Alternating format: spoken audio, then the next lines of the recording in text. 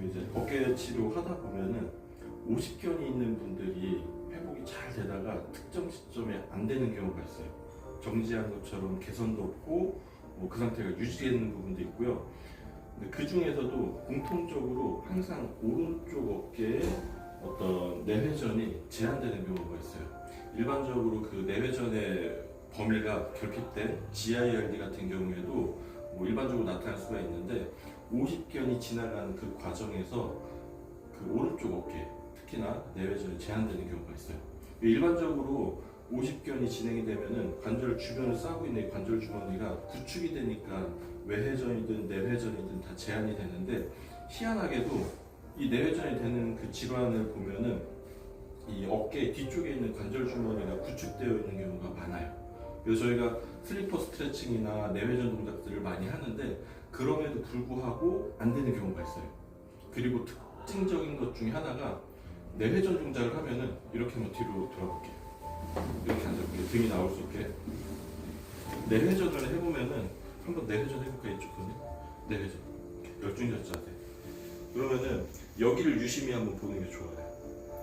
그러니까 이 상황에서 이 내 측면이 마치 익상견과처럼 많이 떠 있으면은 그때 한번 의심을 해보는 거예요. 결국에 이 견갑골이 앞으로 기울어지는 것들을 얘기하는 건데 이게 우리가 흔히 알기로는 정거근이 약하니까 이런 게 만들어진다고 얘기를 하는데 반대로 한번 생각해 보면은 다시 반대로 이렇게 앉아볼게요. 네.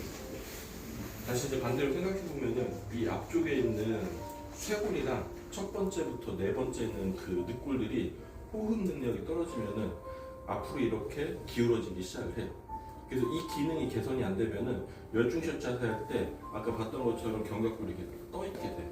그걸 해결해 주지 못하면은 내회전이 제한되는 그런 모습을 볼 수가 있어요.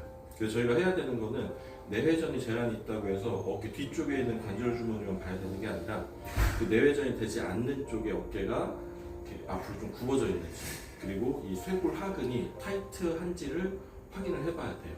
그리고 그런 것들을 어떻게 해결하는지 일단 좀 보여드릴 건데 한번 바로 넣어볼까요? 잠깐 멈췄다.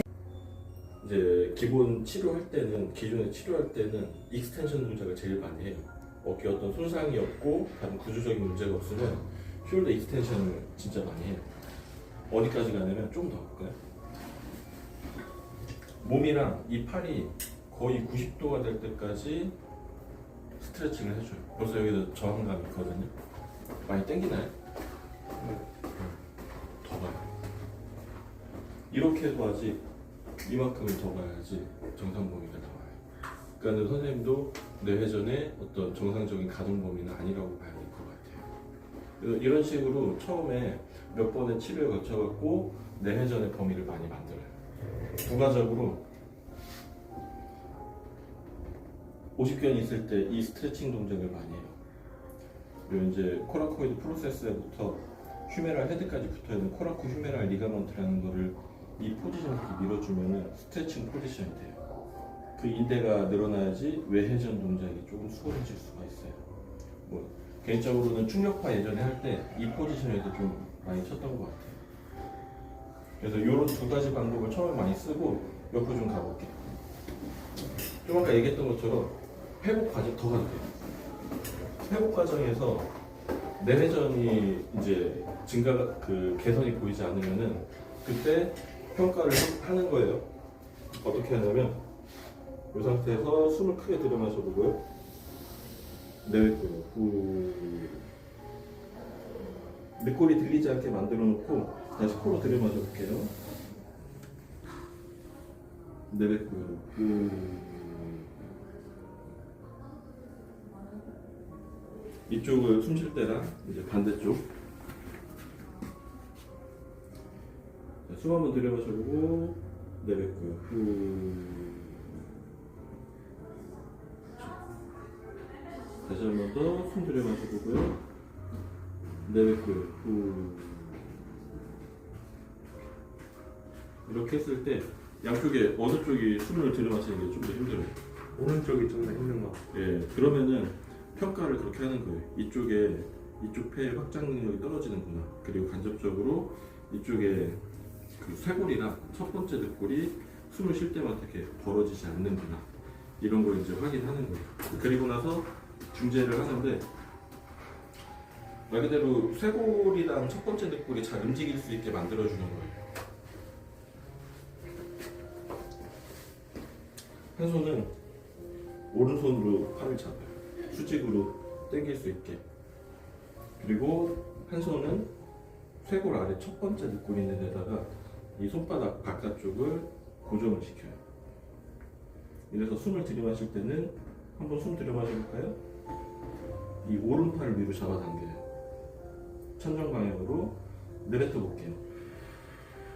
내뱉을 때는 올린 걸 그대로 유지하고 손으로 이 쇄골 아래쪽으로 적절하게 가볍게 가이드 해줘요. 다시 숨 들이마시고 내뱉고요. 후.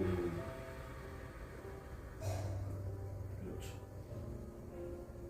다시 한 번 더 숨 들이마셔보고 내뱉고.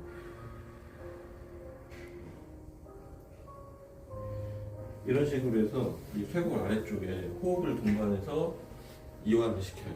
그리고 나서 다시 한번 앉아갖고 열중샷을 보는 거예요. 열중샷 한번 볼게요. 그래서 아까 처음에 했던 것처럼 비교를 해보는 거예요. 열중샷 자세를 했을 때 여기가 뜨는 정도를 항상 확인을 해보는 거예요. 그래서 여기가 덜 뜨면서 내외전의 범위가 올라가거나 내외전을 하는 동안에 어깨 쪽에 어떤 통증이 떨어지면은 호흡에 의한 어떤 그 어깨 가동 범위 제한이 있었구나라고 간주를 하셔도 돼요. 이걸 통해서 얻고자 하는 건 결국에 내도 돼요. 한번 반대로 앉아볼까요, 다시?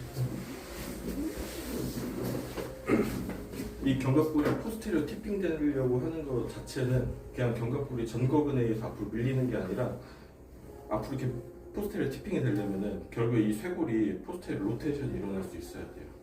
그런 것과 함께 이 포지션 유지가 되려면은 이 첫 번째, 두 번째, 세 번째 늑골이 들려있는 상태에 있어야 돼요. 확장할 수 있는 상태. 그러니까 이렇게 보시면 돼요. 평가에 의하면은 늑골 사이 간격이라고 치면 여긴 이렇게 돼 있고 이렇게 돼 있는 상태라고 보면 돼요. 이걸 이렇게 만들어 놓으면은 이 안에 구조적인 모습은 이렇게 팽창된 상태에 있을 수 있기 때문에 내외전 시에 가동 범위를 만들어내는데 용이하다라고 보시면 돼요. 무작정 슬리퍼 스트레칭 하기보다는 해결이 안 되면은 이렇게 폐 확장 능력이랑 호흡과 관련된 거를 기억하고 사용하셔도 좋을 것 같아요. 이상입니다.